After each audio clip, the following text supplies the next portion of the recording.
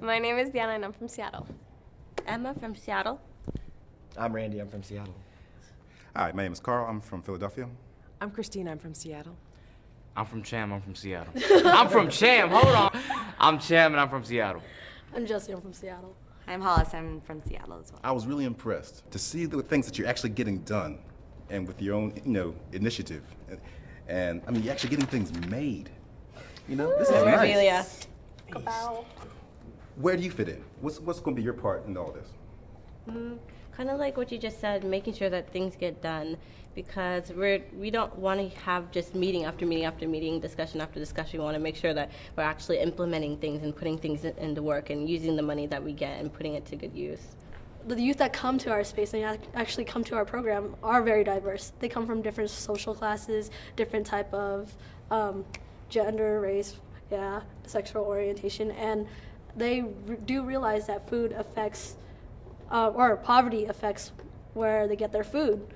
In Delridge, there's only one mini mart there that has almost like abnormal amount of groceries, but then in that 3-mile radius, there is no supermarkets. All of our youth actually represent different schools. Every single one is from a different school. That we bring what diversity means. We're all from a different culture, different background, and we all come from different schools with their own social structures.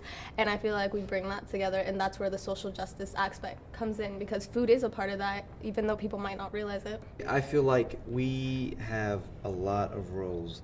There's people who are just in the background talking about ideas and putting them, and then trying to find other people to put them to work, and there are those people who actually put them to work, and I feel like we play both of those roles. We are the people in the background making all these plans, and we're also the same people putting those plans to work. You got a special energy here, and I'm wondering, is it Seattle? Is it where you live? Or it's is the water, it's the water. Is It's the water it, we drink.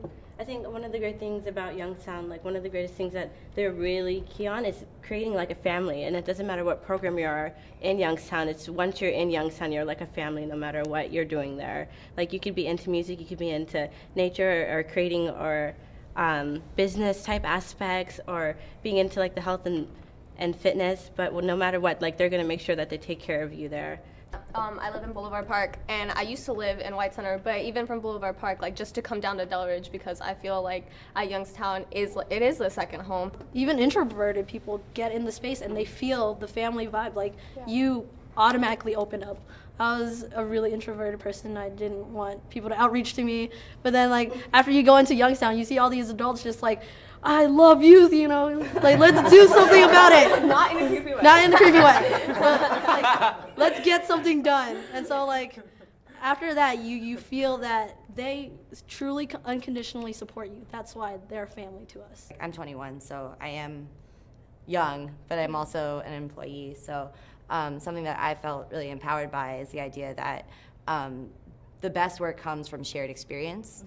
And I think that's what F.E.E.S.T really cultivates, like the idea that we all sit down for a meal together and that we all talk about what we're thankful for, and we share conversation, and then we share even like preparing a meal and then being able to share it.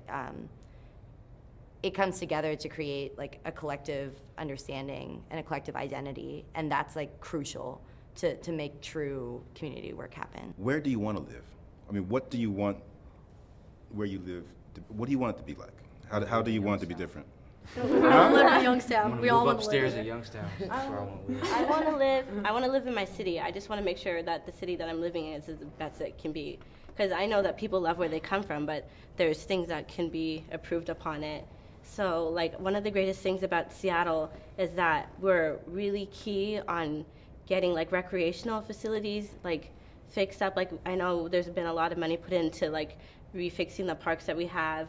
And there's been a lot of money put back into community centers that were starting to crumble, and just like even starting to get like agriculture reincorporated into the urban communities. I know like where I live in High Point, there's a lot of urban farming, and we've got patches where people can cultivate their own vegetables and share it and make a profit to bring back to their family. So Youngstown Cultural Arts Center is a multi-purpose arts and community facility in the Delridge neighborhood in West Seattle. It's a program of the Delridge Neighborhoods Development Association, which is an organization that does a lot of affordable housing development, building things like libraries and food banks.